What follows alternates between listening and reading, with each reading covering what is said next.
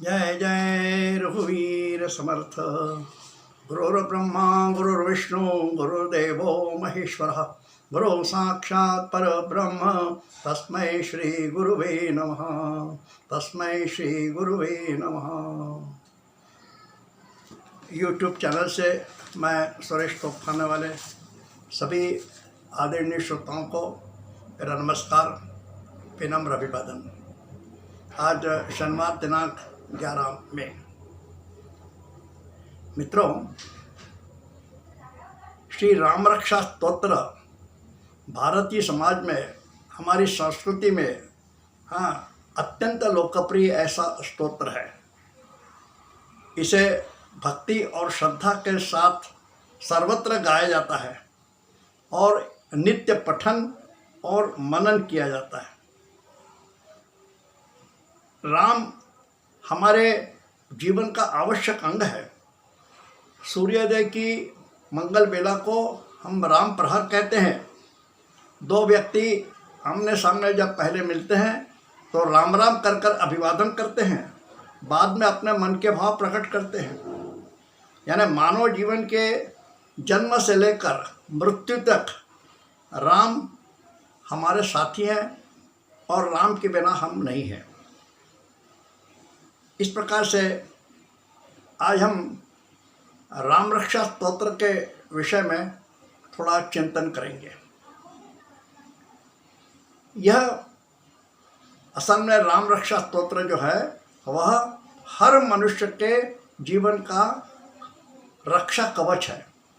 यदि उसको श्रद्धापूर्वक मन से नित्य पठन किया जाए, चिंतन किया जाए तो अवश्य उसका लाभ होता है। राम यह शब्द जो है वह रम इस धातु से बना है। इस रम का अर्थ होता है रमना, यानी प्रसन्न होना। राजा दशरथ के ज्येष्ठ पुत्र का नाम वशिष्ठ मुनि ने राम रखा था। क्यों? यस्मिन् रमन्ते मुनयो विद्या ज्ञान विप्लवे तम गुरु प्राह रामेति रमणात् राम इत्यपि। जागृति, सुषुप्ति और स्वप्न, इन तीनों अवस्थाओं में आत्मज्ञान द्वारा अज्ञान दूर होकर सारे ऋषि मुनि रममाण होते हैं, यानी आनंदमय होते हैं, आनंदित होते हैं। और इसीलिए गुरु वशिष्ठ ने उनका नाम राम रखा। पुराणों में रा शब्द का अर्थ होता है परिपूर्ण, रा यानी परिपूर्ण, और म शब्द परमेश्वर का वाचक है। इसलिए राम यह शब्द पूर्ण परमेश्वर वाचक है, मंत्रवाचक भी है। भक्त की इच्छा पूर्ण करने वाला राम शब्द है। राम सच्चिदानंद स्वरूप परब्रह्म का प्रतीक है। इसीलिए गोस्वामी तुलसीदास ने भी कहा है, बंदव नाम राम रघुवर को हेतु कृषाणु भानु हिम करको विधि हरि हरिमय वेद प्राण सो अगुण अनुपम गुण निधान। हमें मालूम है कि भगवान श्री राम जब वनवास में थे, दंडकारण्य में पहुँचते हैं, वहाँ वाल्मीकि आश्रम में जाते हैं और वाल्मीकि आश्रम में पहुँचने के बाद वाल्मीकि जी से कहते हैं श्री राम कि आप हमें ऐसे योग्य स्थान बताइए जहाँ मैं, मेरी पत्नी सीता और बंधु श्री राम श्री लक्ष्मण के साथ वहाँ झोपड़ी बनाकर आराम से रह सकूं। ऐसा कोई स्थान बताएं। इस पर वाल्मीकि मुनि क्या कहते हैं? वो कहते हैं, हे राम, सभी जीवों में आप स्वयं उत्तम निवास हो और सभी के अंतरात्मा में आप ही निवास करते हो। ऐसी राम नाम की महिमा है। तो आपने मुझसे पूछा कि मैं कहाँ रहूं, परंतु मैं यह पूछने में संकोच करता हूँ कि जहाँ आप न हो वह स्थान बता दीजिए, तब मैं आपको रहने के लिए स्थान बताऊंगा। इस प्रकार से वाल्मीकि जी और श्री राम का संवाद यहाँ होता है। श्री राम के रूप का, गुणों का, सामर्थ्य का, पराक्रम का जिस स्तोत्र में वर्णन किया गया है उसे श्री राम रक्षा स्तोत्र कहते हैं। तो आइए अब हम इस परम पवित्र स्तोत्र को जानने का, चिंतन करने का प्रयास करेंगे। अब इसके रचयिता श्री गणेशाय नमः। अस्य श्री राम रक्षा स्तोत्र मंत्रस्य बुध कौशिक ऋषि श्री सीतारामचंद्रो देवता अनुष्टप छंदः सीता शक्ति श्रीमद् हनुमान कीलकम श्री रामचंद्र प्रीत्यर्थे जपे विनियोगः। इस राम रक्षा स्तोत्र के रचयिता बुध कौशिक ऋषि हैं। कौशिक कुल में पैदा हुए, जन्म हुआ, इसलिए उनको बुध कौशिक कहा गया। और बुध इसलिए कहा गया कि वे बहुत बुद्धिमान थे, विद्वान थे, इसलिए उनको बुध कौशिक कहा गया। और उन्होंने, अच्छा हाँ, और यही बुध कौशिक ऋषि बाद में विश्वामित्र कहलाए। उन्होंने इस स्तोत्र की रचना की है। अब इस राम रक्षा स्तोत्र के देवता कौन है? देवता प्रभु श्री रामचंद्र है। यह इस स्तोत्र के देवता हैं। छंद अनुष्टप है तथा स्तोत्र की शक्ति जो है वो सीता माता है। स्तोत्र का कीलक, कीलक यानी केंद्र स्थान, स्तोत्र का केंद्र स्थान है हनुमान जी। भगवान राम की प्रेम कृपा प्राप्त करने के लिए इस स्तोत्र को गाया जाता है। अब इसका ध्यान। ध्याये राजानुबाहुं तत्शरणं बद्ध पद्मासनस्थं पीतं वासो वसानं नवकमलदल स्पर्धि नेत्रं प्रसन्नं वामांकारूढ़ सीता मुखकमलमिल लोचनं नीरदावं नानालंकारदीप्तं ददतमृटा मंडलम रामचंद्रम इति ध्यानम। भगवान श्री राम जो है आजानुबाहु है, इसीलिए कहा है आजानुबाहुम। भगवान राम अजानुबाहु है। अजानुबाहु मतलब जिनके हाथ घुटने तक लंबे होते हैं। सामान्यतः मनुष्य के हाथ इतने लंबे नहीं होते। जिनके हाथ लंबे होते हैं वे असामान्य पौरुष के लक्षण होते हैं। हमारे यहाँ रामकृष्ण परमहंस, महात्मा गांधी, विनोबा भावे, इनकी भुजाएं भी घुटनों तक लंबी थी, इसीलिए वे असामान्य कहलाते हैं। श्री राम ने धनुष्य बाण हाथ में लिया है तथा वे पद्मासन में विराजमान है। वे पीतांबर पहने हैं। उनकी बाईं गोद में सीता माता विराजमान है, जिसको प्रभु रामचंद्र अपने विकसित ताजे कमल के फूल जैसे नेत्रों से निहार रहे हैं। कितना सुंदर वर्णन है। मेघ जैसी श्याम कांति वाले श्री रामचंद्र ने दिव्य अलंकार धारण किए हैं तथा उनके मस्तक पर जटाभार शोभायमान है। बुध कौशिक ऋषि कहते हैं ऐसे श्री राम का ध्यान करें।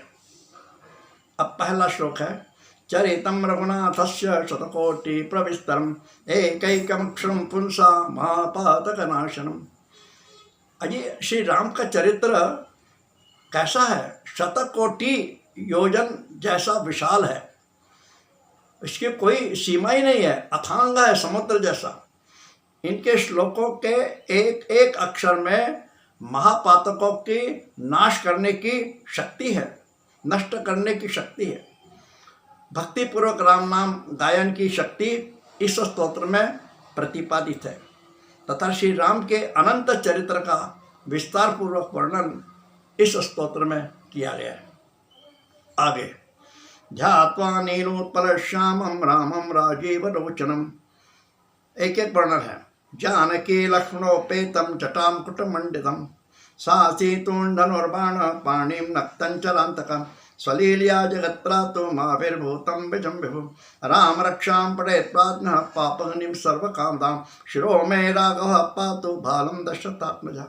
जो नीलकमल जैसे श्यामवर्ण दिखा, ध्यात्वा नीलोत्पल श्यामम, जो नीलकमल जैसे श्यामवर्ण तथा जिसके कमल जैसे नेत्र, प्रसन्न वदन, जिनके समीप सदा लक्ष्मण और माँ जानकी रहती है और मस्तक जटाओं के मुकुट से शोभायमान है, जिनके हाथ में धनुष बाण तथा खड्ग है, जो अजन्मा है, सर्वव्यापी है तथा अपनी लीलाओं से राक्षसों का संहार कर संसार का पालन करने वाले हैं, ऐसे श्री राम का ध्यान करके सुबुद्ध लोगों की सब कामनाएं पूर्ण करने वाले और सारे पापों का नाश करने वाले और सारी इच्छाओं को पूर्ण करने वाले इस राम रक्षा स्तोत्र का हम सब पठन करें।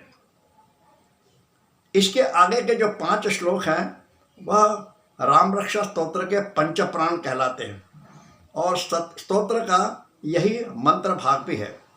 इसे अगस्त्य संहिता में वज्र पंजर कवच कहा गया है। शिरो में राघव पातु, हमारे इस शरीर के श्रेष्ठ अवयव मस्तक, शिरो में राघव पातु मस्तक, यह हमारे शरीर का श्रेष्ठतम अवयव है। तो इस मस्तक का रघुकुल के श्रेष्ठ राघव रक्षा करे, ऐसी प्रार्थना है। भालम दशरथात्मजा, हमारे भाल प्रदेश का दशरथ पुत्र राम रक्षण करे। भाल यानी माथा, हमारे माथे पर सारा भाग्य लिखा होता है।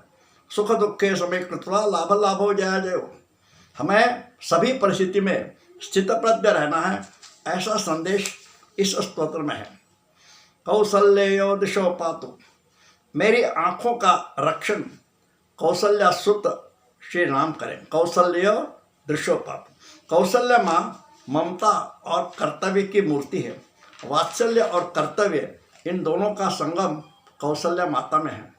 जीवन को देखने की स्वस्थ तथा निस्वार्थ दृष्टि हमें प्राप्त हो, यही बोध इस श्लोक में है। आगे विश्वामित्र प्रिय श्रुति, विश्वामित्र के प्रिय शिष्य श्री राम हमारे कानों का रक्षण करे। श्रुति यानी कान, श्रुतवान यानी ज्ञानी। ज्ञानी होने के लिए विनम्र होकर गुरु वचनों का श्रवण होना चाहिए। गुरु की सेवा के बिना गुरु अपना ज्ञान शिष्य को नहीं देता। इसलिए श्री राघव हमारे कान की रक्षा करें। घ्राण पात्र मुखत्राता, यज्ञ का रक्षण करने वाले श्री राम हमारी नाक का रक्षण करें। नासिका यानी नाक का रक्षण, यानी हमें शुद्ध वातावरण प्राप्त हो। यह श्री राम के नाम जप के सिवा संभव नहीं, यही हमें ऋषि मुनि बताते हैं। मुखम सौमित्र वत्सलः, लक्ष्मण के प्रति अपना वात्सल्य भाव रखने वाले श्री राम हमारे मुख का रक्षण करें। हमें मालूम है राम लक्ष्मण का कितना प्रेम वात्सल्य भाव था, बंधु भाव था। लक्ष्मण राम की कीर्ति पताका का दंड माना जाता है। लक्ष्मण बहुत क्रोधी थे, परंतु श्री राम की वात्सल्य दृष्टि लक्ष्मण को शांत करती थी। मुख शांत लिखा है ना। लक्ष्मण श्री राम को, राम का मानो प्राण है। इसीलिए जब लक्ष्मण को युद्ध में शक्ति लगती है तो राम इतने विचलित हो गए कि उन्होंने कहा कि यदि लक्ष्मण नहीं रहा तो मैं इन वानरों के सामने अपना प्राण त्याग कर दूंगा। इतना अधिक प्रेम राम का लक्ष्मण पर था। जो वात्सल्य दृष्टि लक्ष्मण के मुख को प्राप्त हुई वही हमें प्राप्त हुए और श्री राम हमारे मुख का रक्षण करे, ऐसी यहाँ प्रार्थना है। जिह्वाम विद्यानिधि पातु, सर्व विद्याओं के अधिष्ठाता श्री राम हमारी जिह्वा का रक्षण करे। जिह्वा यानी जीव। जिह्वा वाणी का अंग है, जहाँ सरस्वती का निवास होता है। जिह्वा रसनेन्द्रिय भी है। जिसने वाणी और रसना पर विजय प्राप्त की उसने सब कुछ जीत लिया, यह माना जाता है। जिह्वा पर संयम रखना कठिन है। वाणी से इंसान जोड़े और तोड़े भी जाते हैं।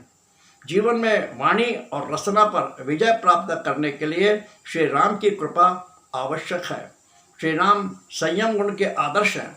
ऐसे श्री राम हमारी जिह्वा का रक्षण करें। कंठम भरत वंदितः, भरत जिनका नित्य वंदन करते हैं, ऐसे श्री राम हमारे कंठ का रक्षण करें। मानव के मन का आनंद और शोक की भावना व्यक्त करते हमारा कंठ जो है वो कंपायमान होता है। अति आनंद के समय या अति दुख के समय हमारे कंठ से शब्द नहीं निकलते। ऐसी परिस्थिति में विजय प्राप्त करने के लिए श्री राम हमारे कंठ का रक्षण करें। स्कंदो दिव्यायुध पातु भुजौ भग्नेश कार्मुक, दिव्य शस्त्रों को धारण करने वाले श्री राम मेरे कांधों का रक्षण करें। उसी प्रकार शिव धनुष्य को भंग करने वाले श्री राम मेरे कांधों का रक्षण करें। आज के तरुणों को शक्ति की आवश्यकता है। शक्ति नहीं तो स्वयं की रक्षा और राष्ट्र की रक्षा भी नहीं हो सकती। शक्ति का भार हमारे कांधों पर है, इसलिए श्री राम हमारे कांधों का रक्षण करें। स्वयं की सुरक्षा और दुष्टों के नाश के लिए श्री राम हमारे कांधे मजबूत करें, हमें बलवान बनाए, यही प्रार्थना है। स्व संरक्षण के लिए, दुष्टों के संहार के लिए शक्तिशाली भुजदंड की आवश्यकता होती है। इसीलिए श्री राम हमें यह शक्ति प्रदान करें। करो सीतापति पातु, सीतापति श्री राम मेरे हाथों का रक्षण करें। करो सीतापति पातु, जिन हाथों से श्री राम ने सीता माँ का पाणी ग्रहण किया, उन्हीं हाथों से जनता जनार्दन के लिए सीता का त्याग किया। श्री राम माँ जानकी के हैं, लेकिन राजा राम प्रजा के लिए है। यह श्री राम ने अपनी करनी से दिखा दिया। भावना से कर्तव्य ऊंचा है, यह संदेश उन्होंने हमें दिया। ये हमारे दो हाथ हैं, बायां और दायां। बाएं और दाएं हाथ का हमें सदैव ज्ञान रहे, विवेक रहे, कर्तव्य अकर्तव्य का ज्ञान रहे, यही श्री राम से हमारी प्रार्थना है इस स्तोत्र में।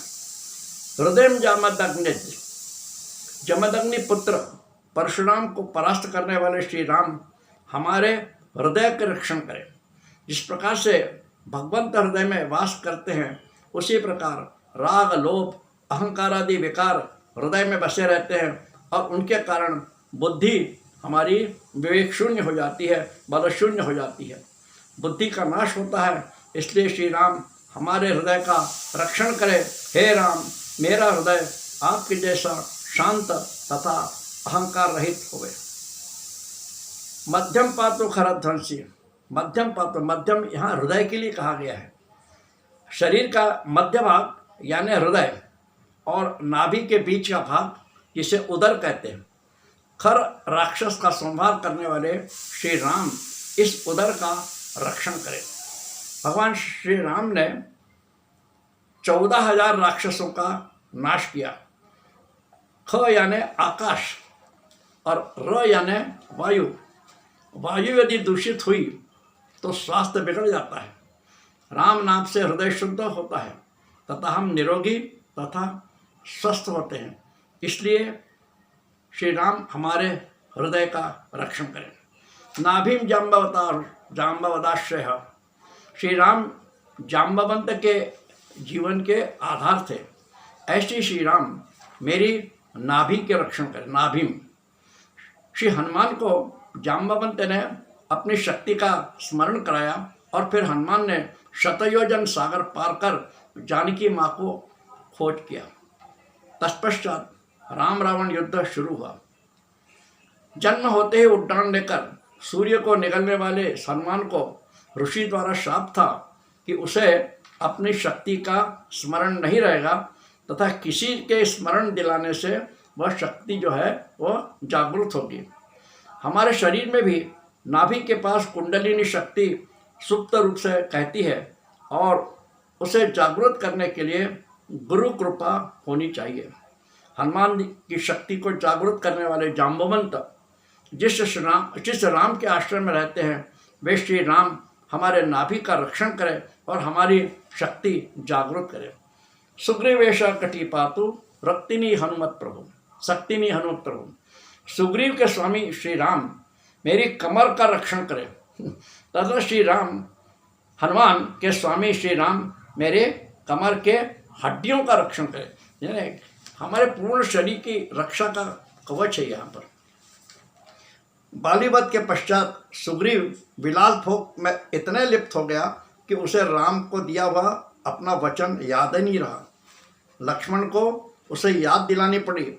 कामी पुरुष बलहीन होता है, किसी भी कार्य को करने के लिए कमर कसनी होती है, तभी कार्य संपन्न होता है। इसलिए श्री राम मेरी कमर की रक्षा करें तथा कृपा करें।